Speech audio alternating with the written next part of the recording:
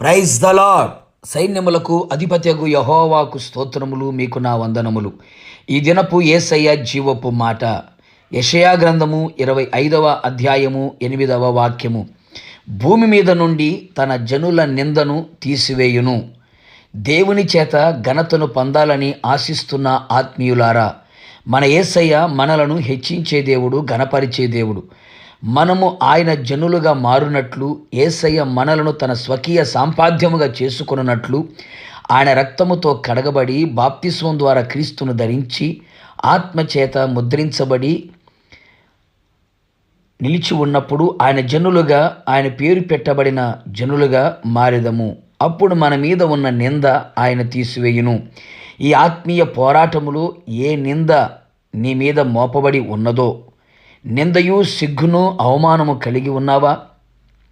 నిందకు నీ హృదయము బద్దలాయన? అన్యజనుల మధ్యలో నిందాస్పదముగా మారితివా? చెయ్యని తప్పును నీ మీద నిందగా మోపి అవమానముతో అల్లాడుచున్నావా?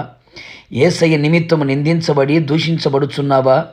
క్రీస్తు నిమిత్తము నిందల పాలుగా మారితివా? కృంగిపోకు నేస్తమా, కన్నీళ్లు విడవకు.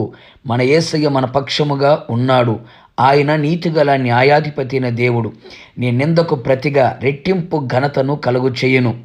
నీ నిందను నిట్టూర్పును ఎగిరిపోవునట్లు చేయును. నిశ్చయముగా నా యేసయ్య నిందలో నిన్ను ఆదరించి, ధైర్యపరిచి, ఉద్ధరించి, ఘనపరిచి సింహాసనమిచ్చునుగాక.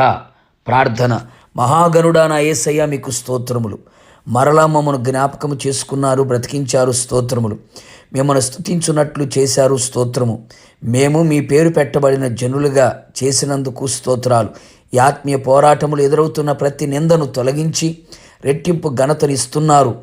మీ సింహాసనమునకు చేరుస్తున్నారు. అందును బట్టి స్తోత్రములు. నిశ్చయముగా మమ్మలందరినీ మీరు రాకడలో సిద్ధపరచమని యేసు నామములో అడుగుచున్నాను తండ్రి. ఆమెన్. నిశ్చయముగా మీకును మీ కుటుంబ సభ్యులకు కలిగిన నిందను ఆయన తీసివేయునుగాక. God bless you.